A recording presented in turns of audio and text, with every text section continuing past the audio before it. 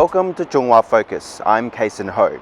Today we will explore the extraordinary but greatly misunderstood history of the Aboriginal people. We have much to learn from these remarkable people who, like the Chinese, are powerfully and spiritually connected to their culture and traditions, and who have been profoundly and tragically impacted by the extremes of prejudice, discrimination, and racism.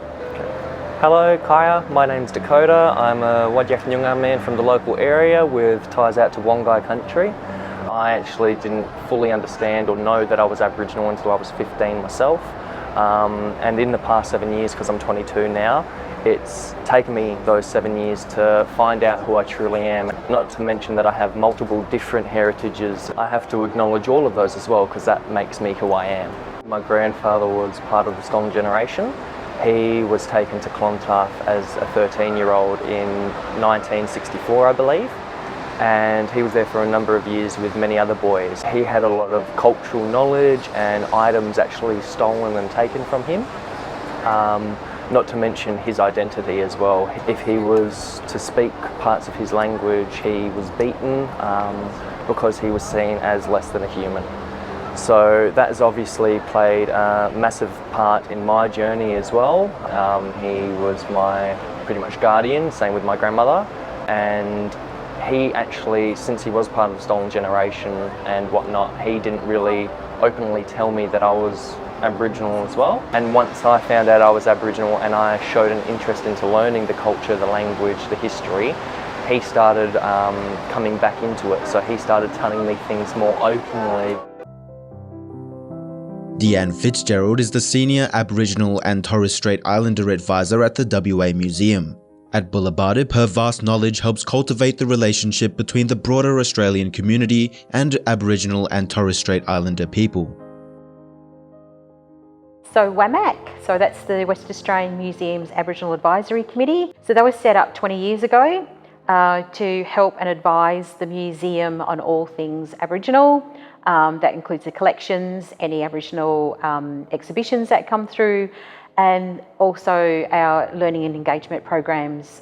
They've been helping out with that as well. Like Deanne Fitzgerald, Dr. Moya Smith is deeply passionate in her role as head of the WA Museum's Anthropology and Archaeology Department. She's been with the museum for more than 42 years. From the very beginning of the organisation and development of Western Australian Museum Bullabardip, which means many stories in a local Nyunga dialect, staff and the community engagement panels we talked to, everyone was keen to see Aboriginal stories throughout the gallery. And part of this is an acknowledgement of the fact that Aboriginal people have lived in Australia for at least 60,000 years, if not longer. When the general public visit Western Australian Museum Bullabardip, many stories, they will see Aboriginal stories and content throughout every single of the 8 permanent galleries. These are stories not just in words, not just in images, but in a lot of the multimedia that you'll find in every gallery. There is a growing interest in Aboriginal culture, not just in our museums, but in our schools and in the broader community. To cultivate that curiosity, City of Perth hosts the Heritage Perth Weekend. Many Aboriginal people and businesses take part in the 3-day event, including Sharon Gregory, who's been teaching the Noongar language for 19 years. I teach Noongar language in school. I teach adults, so I get a lot of teachers coming to my classes, my courses, and learning language and then taking it back into their schools and sharing it. Introducing culture and arts into the broader community is something that's really important.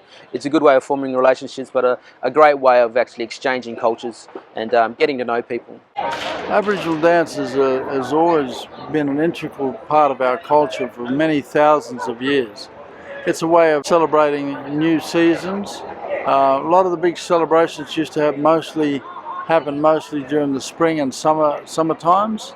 There were serious dances, there were more happy dances for women folk, dances for the children. They helped to reinforce some of our philosophy and our stories as well. Stories were held in dance.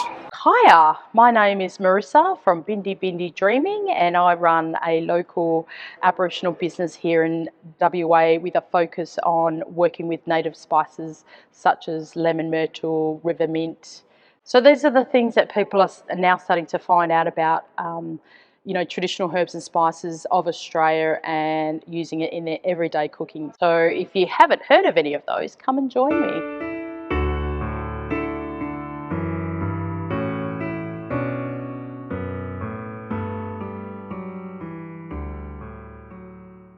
Bob Jones has a broad ancestral heritage. He was raised in Darwin predominantly as Aboriginal. His father is Welsh and his grandfather was Chinese. However, while he has some knowledge about his Welsh ties, he knows little of his Chinese. Mum comes from, was born at Yida Station, just outside of Derby. And she was taken away and raised in a mission, the Mullabulla Catholic mission, where as part of the stolen generation, there's a lot of history about that sort of stuff. And so obviously from there, I just found some stuff out only last week that she then worked in the Wyndham Hospital from the age of 14 till 20, where she met her first husband, married and had 3 older children. And she married my dad, who is a Welshman. Bob's father had travelled the world with the Merchant Navy but jumped ship in Adelaide. He never returned to Wales, but instead he embraced his wife's family and their life together in Darwin. Bob was born in 1961. Back then, as an Aboriginal boy with Welsh and Chinese heritage, he realised he was fortunate to have grown up in Darwin. I think we were very, very lucky that Darwin is so multicultural, and it was a very small city, not like a Sydney or Melbourne, where I think everyone, it's changing maybe a little bit, but not very much, that people of all races are treated equally. That at school, people talk to me about being Aboriginal and facing racism, and we never had that because we had Chinese, we had Greeks, we had Italians, we had Aboriginals. We all grew up together and a lot of friends. So I was my best friend for the last 54 years, from 5 years old, is Chinese. Today, Bob at 59 knows much about his Aboriginal and Welsh heritage, but very little about his Chinese lineage. All he knows is that his grandfather was a Chinese cook who had lived in Derby, but for the sake of his grandchildren, he wants to know more.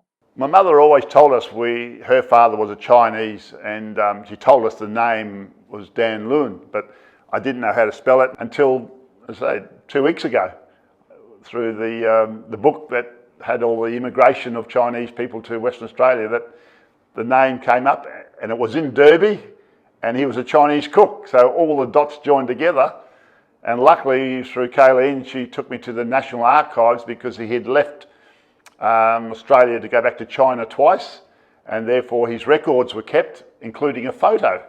And so we were able to obtain a photo of Dan Lewin, my grandfather. The strong connection between Asian and Aboriginal people dates back to the arrival of the first Chinese to Australia.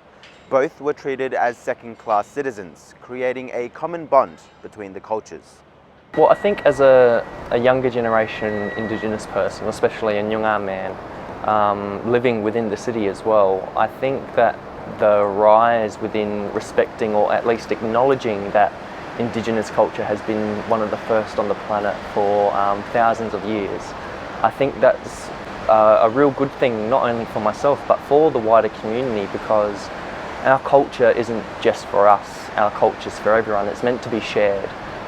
澳洲的那个总体的思想认为土著人就是原住民啊，比较差。我以为这个是不对的。他们的文化是跟澳洲的条件生存有相关的，跟我们中华民族是不一样。我们的生存环境很差，所以我们需要那个勤劳勇敢。他们那个自然条件很好，那相对来说他们就要生活就不用像我们这么努力去生活。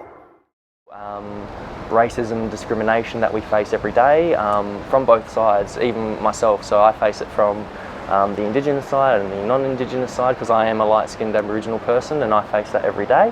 But compared to my granddad's generation, I think we've come a long way.